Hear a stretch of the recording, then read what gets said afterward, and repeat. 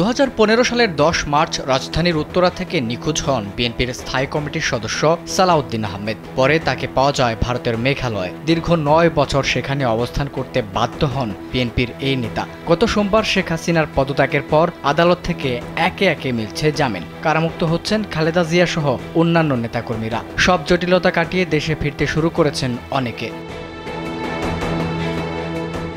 জানা গেছে, এবার ভারতের শিলং থেকে দেশে ফেরার জন্য তিনি ভ্রমণ অনুমোদন বা ট্রাভেল পাস পেয়েছেন।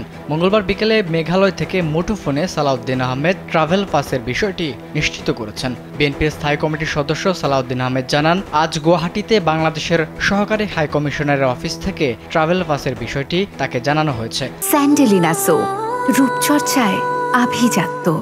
যদিও ট্রাভেল পাসটি এখনও তার হাতে এসে পৌঁছায়নি। সাবেক এই প্রতিমন্ত্রী জানিয়েছেন, আগামী কয়েকদিনের মধ্যে তার দেশে ফেরার পরিকল্পনা রয়েছে।